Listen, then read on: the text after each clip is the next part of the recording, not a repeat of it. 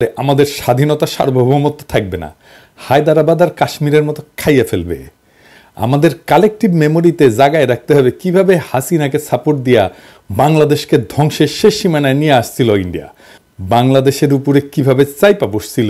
আপনি এটা বুঝতে পারবেন খুব ভালোভাবে যখন আপনি দেখবেন ওই ছবিগুলা, যখন ইন্ডিয়ান হাই কমিশনারদের বাংলাদেশের পলিটিশিয়ানদের সাথে যখন কথা বলতো, তখন তাদের বডি ল্যাঙ্গুয়েজ দেখবেন, তারা যেভাবে বসে কথা বলে। দেখেন এই যে দোরাই স্বামীরা, দেখেন ও দোরাই স্বামী না, ও বাংলাদেশের স্বামী হয়ে উঠছিল। দেখছেন বাঞ্চত কেমনে বসছে। একজন পূর্ণাঙ্গ সচিবও না, কিন্তু একজন অতিরিক্ত সচিবের পদমর্যাদা, একজন রাষ্ট্রদূতের, সে একটা মন্ত্রীর সামনে কেমনে বসে, কেমনে কথা বলে। দেখেন ও ডিক্টেট করতেছে বড় লাটের মতো। আর হাসিনার মন্ত্রী শালা ভালসিউন, ও মনে হয় প্রভুর সামনে বসে আছে, দেখে মনে হচ্ছে না কেন্দ্রে দিবে। আবার দেখেন রাজশাহীর সিটি মেয়র, প্রতিমন্ত্রী পদমর্যাদা একজন, সহকারী হাই কমিশনের সামনে কিভাবে বসে। তবে আজকে আমি খুব খুশি, আঙ্গেরের টোলা মন্ত্রীর সামনে প্রণয় ভার্মা বসেছে কিভাবে। দেখেন মনে হচ্ছে প্রণয় ভার্মাই কেন্দ্রে দিবে। সাব্বাস বড় ভাই, আপনাদের অভিনন্দন, টুপি খোলা অভিনন্দন। আপনারা টোলা মন্ত্রী বলে ডাকবো না, আপনি রেসপেক্ট আর্ন করছেন। এই প্রণয় ভার্মা আসাদুজ্জামান খান কামাল আর কুমড়া পটাশের সঙ্গে যখন বসে, তখন ক্যাঙ্কা করে বসে। দেখেন, দেখেছেন এইটা সে পাশাপাশি দেখান। আহ্বানের বড় ভাই আর কুমড়ো পটাশ আর আসাদুজ্জামান খান কামাল, তিনজনেরটা পাশাপাশি দেখান, দেখেছেন। তো ওই জিঙ্কা করে বসিছে প্রণয় ভার্মা, এটা ফোরা হইলে না ইঙ্কা করে বসে রোগীরা। তবে বড় ভাই জেনারেল জাহাঙ্গীর সাহেব এটা যদি পাসার পড়ার কারণে বসে থাকে ইঙ্কা করে, তাহলে গেলে আপনার ক্রেডিট দেবো না, থুক্কু কয়ে গেল প্রশংসা ঘুরে নেব। যাই হোক, বাংলাদেশের উপরে ভারতীয় প্রভাব কিভাবে কাজ করে, অনেকভাবে করে, এর একটা দিক দিয়ে কাজ করে, সেটা আমরা কখনো আলাপ করি না। আজকে ওই আলাপটা করবো। আর একটা গুরুত্বপূর্ণ দিক দিয়া ইন্ডিয়া আমাদের উপরে বহুমাত্রিকভাবে প্রভাব বিস্তার করে, সেটা আলাপ করি। ধরেন জাতিসংঘ, আন্তর্জাতিক সংস্থাগুলা, এগুলো বিভিন্ন দপ্তরে যারা বাংলাদেশ দেশ নিয়ে কাজ করে, তারা কারা? বেশিরভাগ ক্ষেত্রে এরা ইন্ডিয়ান। ধরেন একটা এক্সাম্পল দিই, আইএলও বাংলাদেশ চ্যাপ্টার দেখা হয় কোথায় থেকে? দিল্লি থেকে। দিল্লিতে আইএলওর আঞ্চলিক অফিস, ওইখান থেকে আপনি ওইখানদের কর্মকর্তাদের দেখান তৈরি, এটা সাহেব লিস্ট আছে ওইখানে ওদের ওয়েবসাইটে, দেখেছেন 80% ইন্ডিয়ান, আরও বেশি হবে হয়তো।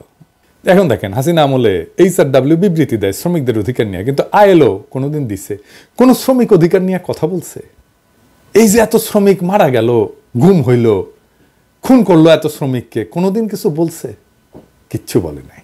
আন্দোলন করতে যায় নিখোঁজ হয়েছে কতজন দেখেন, কখনো বিবৃতি দিছে? দেয় নাই। শ্রমিকদের আন্দোলন করতে গিয়া পুলিশের গুলিতে নিহত হয়েছে, আইএলও কোনোদিন বিবৃতি দিছে?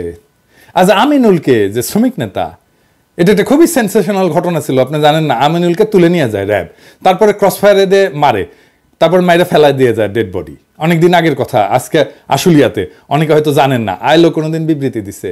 দেয় নাই। কিন্তু এই এখন দেখবেন এই যে শ্রমিক এলাকাতে গ্যাঞ্জাম হইতেছে না, এখন দেখবেন আইএলও কি বলে, সে এসে বলবে তোমরা সিবিআই আছে। সিবিআই মানে জানেন তো, শ্রমিকদের পক্ষে কথা বলার বৈধ প্রতিনিধি। এটা আন্তর্জাতিক আইনে স্বীকৃত, মানে কালেকটিভ বার্গেনিং এজেন্ট বলে। শ্রমিকদের পক্ষে কথা বলবে। প্রত্যেকটা প্রতিষ্ঠানের, প্রত্যেকটা শ্রমিক এলাকায়, প্রত্যেকটা ইন্ডাস্ট্রিতে একটা করে সিবিআই থাকে। ইভেন আমি যেখানে চাকরি করি প্যারিসে, সেখানে এই কোম্পানিরও সিবিআই আছে। হাসিনা আমলে কিন্তু সিবিআই ছাড়া চলতে পারবেন, বিশেষ ত্রিকোঠায় মাপ। হাসিনা বা আমলিক ক্ষমতা থাকলে যেভাবে ডিল করে বাংলাদেশের সাথে, অন্য কেউ ক্ষমতা থাকলে ঠিক উল্টাভাবে ডিল করবে। মানে আমলিক ক্ষমতা থাকলে তাদের পৌরুষ, পেশাদারিত্ব, এথিক্স, নৈতিকতা সব পোতায় যায়। আবার অন্য কেউ ক্ষমতায় আসলে তখন দিল্লির আইএলও কর্মকর্তাদের পৌরুষ জেগে ওঠে। এটা হইতেছে আমাদের সমস্যা, বড় সমস্যা। জাতিসংঘ সহ সকল আন্তর্জাতিক প্রতিষ্ঠানকে আমরা আহ্বান জানাই, আমাদের কখনো ভারতের সাথে একসাথে রাখবেন না। মানে আমাদেরকে যখন ট্রিট করে, তখন ভারত যেই গ্রুপে থাকে সেই গ্রুপে আমাদের রিপোর্টিং যেন ভারত না হয়। পাকিস্তান আর ভারত কি একই অঞ্চলে আছে? নাই তো।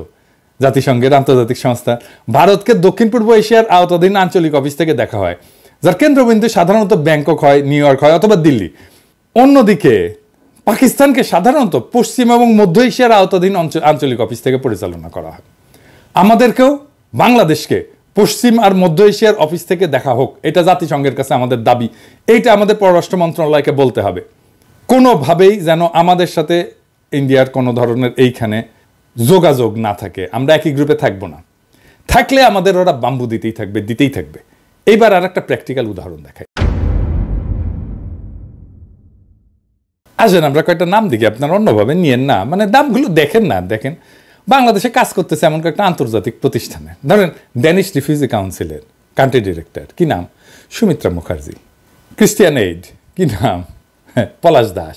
প্ল্যান ইন্টারন্যাশনাল, কি নাম? Kavita Bose. World Vision, Suresh Bartlett. Concern Worldwide, Suresh Kumar Agarwal. Oxfam, Ashish Damle. CARE, Ramdas. Save the Children, Suman Dasgupta. কিছু কিছু ক্ষেত্রে হয়তো পরিবর্তন হয়ে গেছে, এমন হইতে পারে, আমি তো নেট থেকে নিছি নামগুলা, কিছু কিছু ক্ষেত্রে হয়তো হয়ে গেছে যে এখন চলে গেছে। কিন্তু আপনার যেটা আমি বলতে চাইতেছি সেটা হচ্ছে বেশিরভাগ আন্তর্জাতিক সংস্থার হেড ইন্ডিয়ান, মানে ইন্ডিয়ান ছাড়া অন্য দেশের লোক আসতেছে না বাংলাদেশে। না চাইলে বাংলাদেশে আইসেন না, কাজ করেন না। ইন্ডিয়ান কোম্পানি বাদই দিলাম, মানে ইন্ডিয়ান কোম্পানিগুলো কিন্তু বাদ দিছি, মানে বাজাজ আছে, টাটা আছে, এয়ারটেল আছে, মেরিকো আছে, সান ফার্মা, তাও দেখছেন একদম আন্তর্জাতিক প্রতিষ্ঠান কিন্তু সেইখানে ইন্ডিয়ান দিয়ে রাখছে। সবাইকে বলে দিতে চাই, আগামী বছর আমরা কোনো ভারতীয় প্রধান দেখতে চাই না। বাংলাদেশের প্রতিষ্ঠানগুলোতে 4 মাস তো আছে, এরপরে কিন্তু অফিস ঘেরাও করব।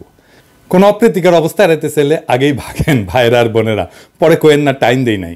আমার ক্ষুদ্র ভ্রাতার ভগিনীদের বলি, সব অফিসগুলো চিনে রাখবেন, আমরা জানুয়ারিতে আবার চেক করব, তখন যদি কোনো ইন্ডিয়ান থাকে অফিসে তাহলে কলে খবর আছে।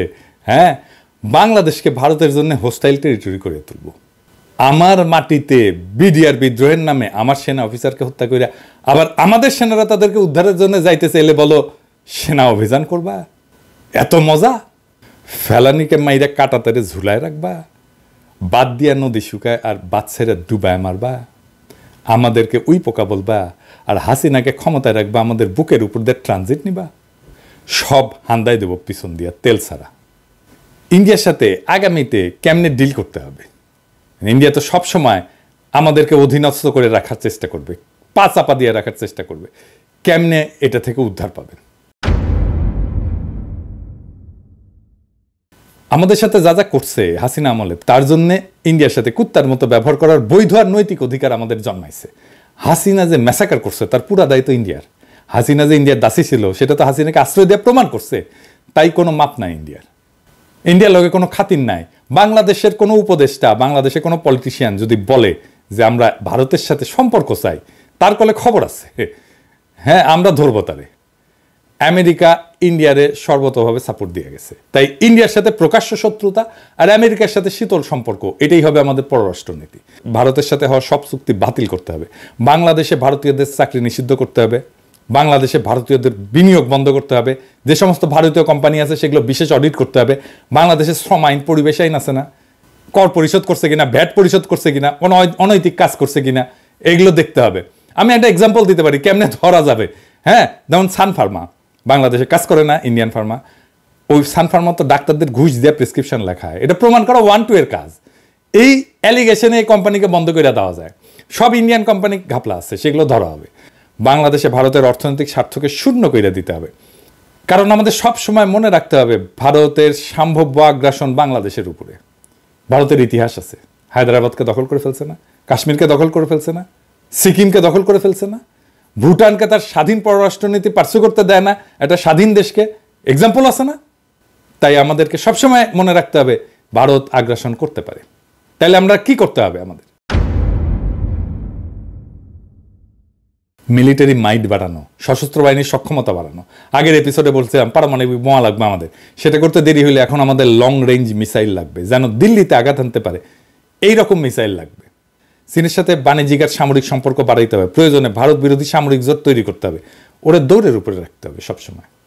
আন্তর্জাতিক সম্প্রদায়ের সাথে কূটনৈতিক সম্পর্ক জোরদার করতে হবে, বিশেষ করে দক্ষিণ এশিয়ার অন্যান্য দেশ যেমন চীনের সাথে, রাশিয়ার সাথে, এরকম শক্তিধর দেশগুলোর সাথে কৌশলগত সম্পর্ক গড়ে তুলতে হবে। জাতিসংঘের অন্যান্য আন্তর্জাতিক ফোরামে বাংলাদেশকে সক্রিয় হতে হবে, যাতে ভারতের সম্ভাব্য আক্রমণ বা আগ্রাসনের বিরুদ্ধে আন্তর্জাতিক সমর্থন পাওয়া যায়। বিজেপিকে আধুনিক প্রযুক্তি এবং গোয়েন্দা তথ্যের সাহায্যে আরও দক্ষ করতে হবে, সীমান্তে যেন আমার নাগরিককে গুলি করার সাহস না পায়। আমাদের সীমান্তের ভিতরে ঢুকে বিএসএফ গুলি চালায়। এইবার আমাদের বলতে হবে, আহো ভাতিজা আহো। আমাদের সীমানার মধ্যে ঢুকলে ট্যাঙ্গে রাখা হবে, পা উপরে মাথা নিচে। ট্রেনিং তো আছে, এই ঠোলা মেরে ট্যাঙ্গে রাখা হয়েছিল না, কামটা ভালো হয়েছিল কলে। হাসিনাক পেলে একইভাবে ট্যাঙ্গে রাখা হবেনি, ওই ইতালিক মুসলিনিতে একইভাবে ট্যাঙ্গে রাখা হয়েছিল। তাই আমাদেরকেও বর্বর করতে পারবে না। আপনি একটা বিএসএফ ট্যাঙ্গে রাখেন, ওই আর জিন্দগিতে বাংলাদেশের নাগরিকের উপরে গুলি ছুড়বি না, বাংলাদেশে সীমান্ত ক্রস করে ভিতরে ঢুকবি না, লিগে রাখতে পারেন। এবং আমাদের একটা জাতীয় ঐক্য তৈরি করতে হবে শিশু অবস্থা থেকে। দেশের ভেতরে জাতীয় ঐক্য যেন বজায় থাকে সেই ব্যবস্থা করতে হবে। এবং দেখবেন ইন্ডিয়ার সবচেয়ে বড় স্ট্র্যাটেজি হচ্ছে বাংলাদেশের ভিতরে অনৈক্য বজায় রাখা। এখন দেখতেছেন না বিভিন্ন পলিটিক্যাল পার্টির মধ্যে অনৈক্য শুরু হয়েছে, একজন আরেকজনের পিছে লাগিয়েছে, দেখেছেন না? এটা ইন্ডিয়ান প্ল্যান করে, বুঝছাও? যারা করিচ্ছে সবাই ইন্ডিয়ান প্ল্যানের মধ্যে পা দেখিছে। এটা রয়ের প্ল্যান যে বাংলাদেশের ভিতরে অনৈক্য বজায় রাখতে হবে। তো এই দেশের ভিতরে যে জাতীয় ঐক্য, এই কাজটা শুরু করতে হবে স্কুল থেকে। এখনই সময়। সেনাবাহিনীর তরুণদের জনগণ এখন পছন্দ করতেছে। এরা স্কুলে স্কুলে যাবে, ছাত্রছাত্রীদের সাথে কথা বলবে, আমাদের স্বাধীনতা সার্বভৌমত্ব কিভাবে রক্ষিত হবে, কারা আমাদের স্বাধীনতার শত্রু, কে আমাদের আক্রমণ করতে পারে, এইসব একেবারে স্কুলে ছাত্রছাত্রীদের মধ্যে ঢুকাই দিতে হবে। ভারতীয় পণ্য বয়কট আন্দোলন দেখেছিলেন না? একেবারে শিশুদের দিয়ে ক্যাম্পেইন করেছিলাম। ওই বয়সে ইনডক্ট্রিনেট করে দেওয়া, মানে মাথার মধ্যে ঢুকে দেওয়া, এইটা যদি ঢুকে দেওয়া যায়, এটাই আমাদের ভবিষ্যতে প্রতিরোধের শক্তি হয়ে থাকবে। ছাত্রছাত্রীদের অস্ত্রের সাথে পরিচয় করাই দিতে হবে, তারা যেন অস্ত্র হাত দিয়ে দেখতে পারে এটা কি। ভারত থেকে জ্বালানির উপরে নির্ভরশীলতা কমায় আনতে হবে, বিকল্প শক্তির উৎস এবং জ্বালানি নিরাপত্তার দিকে নজর দিতে হবে, যেন কোনো সংকটময় পরিস্থিতিতে বাংলাদেশ বিপদে না পড়ে। কূটনীতিতে বাংলাদেশের বেস্ট ব্রেনগুলোকে যুক্ত করতে হবে, যেন বাংলাদেশ কূটনীতিতে সেরা হইতে পারে। বাংলাদেশের সেরা ছাত্রগুলোকে দুনিয়ার সেরা ডিপ্লোম্যাটিক স্কুলের ট্রেনিং দেওয়া হতে হবে। লং টার্মে আমাদের ডিপ্লোম্যাটিক অ্যাসেট তৈরি করতে হবে, কারণ আমাদের জন্য শান্তিপূর্ণ এবং কূটনৈতিক সমাধানই সবসময় অগ্রাধিকার হওয়া উচিত। কিন্তু আত্মরক্ষা এবং প্রয়োজনে প্রত্যাঘাতের প্রস্তুতি অত্যন্ত গুরুত্বপূর্ণ। আপনার শত্রু যদি মনে করে আপনি দুর্বল, তাইলে আপনি গেছেন, আপনি শেষ। আপনার শত্রুকে সবসময় মনে করতে হবে যে এটা বিপজ্জনক, এর সাথে গ্যাঞ্জাম করা যাবে না। বাংলাদেশের জনগণ বিপজ্জনক জনগোষ্ঠী, সাবধানে ডিল করতে হবে। আর পরিশেষে ইন্ডিয়ারে ভয় পাবেন না। ভারতের তরুণদের আবু সাইদদের মতো বন্দুকের সামনে বুক পাইতে দেওয়ার হিম্মত নাই। ওরে আমরা ভয় করবো, বাদ। এপিসোডের শেষে একজন শহীদের কথা আজকে আপনাদের বলি। কিছুতেই কান্না থামছে না সোহানের স্ত্রী শম্পা বেগমের। তিনি বারবার বলছেন সোহানকে ছাড়া এখন একা কিভাবে বাঁচবেন। তাদের বিয়ে হয়েছিল 2017 সালের 19 নভেম্বর। এরপর মধ্যে 3 বছর দুজনে একসঙ্গে ঢাকায় সংসার পেতেছিলেন। বাকি সময় স্ত্রীকে গ্রামে পরিবারের সঙ্গে রেখে ঢাকায় চাকরি করেছেন সোহান। শম্পা বেগম বলেন, আমাদের মধ্যবিত্ত পরিবার, অর্থ সংকটের কারণে ও একা ঢাকায় থাকতো। অর্থের কারণে দুজনে একসঙ্গে থাকতেও পারিনি। গত 1 বছর বাড়িতে একটা নতুন ঘর দিচ্ছিল। সে আমাকে বলেছিল, শম্পা, আমি আর তুমি এই ঘরে থাকবো। ঢাকার CMH স্বামীর সঙ্গে শেষ কথা হয়েছিল শম্পার। তখন সোহান শম্পাকে বলেছিল, তুমি কেঁদো না, আমার কিছুই হবে না। তবে সোহান আর ফেরেননি। অস্ত্রোপচার করে শরীর থেকে বুলেট বের করা গেলেও রক্ত বন্ধ করা যায়নি। 18 ব্যাগ রক্ত দিয়েও বাঁচানো যায়নি সোহানকে। সংসারের অভাব থাকলেও ভালোবাসার কমতি ছিল না। উল্লেখ করে শম্পা বলেন, স্বামী ছাড়া কেউ ছিল না আমার। সে সব সময় সব ধরনের পরিস্থিতিতে আমার পাশে থেকেছে। সে বলতো, চিন্তা করো না, আমি তোমার পাশে আছি। আল্লাহ আমাকে একটা সন্তানও দেননি, আমি এখন কিভাবে বাঁচব। সোহান শাহ গুলিবিদ্ধ হয়েছিলেন 19 জুলাই শুক্রবার বিকেল 4:30 মিনিটের দিকে রামপুরা CNG পাম্প এলাকায়। তখন তার সঙ্গে ছিলেন 2 সহকর্মী, অলিউল ইসলাম আর নূর হোসেন। সেদিন আন্দোলনে যাওয়ার বিষয়ে অলিউল ইসলাম বলেন, চোখের সামনে অনেক ছাত্র ভাইদের মরতে দেখেছিলাম, আমরা ঘরে বসে থাকতে পারিনি। এই ছবিটা দেখেন, অপারেশন থিয়েটারে যাবার আগে তার মায়ের সাথে ছবি। সোহান বলেছিল, মা তুমি টেনশন করো না, আমার কিচ্ছু হবে না, আমি সুস্থ হয়ে ফিরে আসব। সোহানের কথা সত্যি হয়নি। সোহান আর ফেরেনি। কি তরতাজা ছেলে একটা। গুলিবিদ্ধ হওয়ার 39 দিন পর 27 আগস্ট ঢাকার CMH চিকিৎসাধীন অবস্থায় শাহাদাত বরণ করেন সোহান। প্রত্যেকটা শহীদ মৃত্যুর জন্যে ইন্ডিয়ার দায় আছে, কারণ ইন্ডিয়া তার দাসী হাসিনাকে জনগণের অধিকার হরণ করে বাংলাদেশের ক্ষমতায় রেখেছিল। এই শহীদদের মৃত্যুর জন্যে প্রত্যক্ষ আর পরোক্ষভাবে দায়ী ইন্ডিয়া। এটা আমরা কখনোই বিস্মৃত হব না। ইনকিলাব জিন্দাবাদ।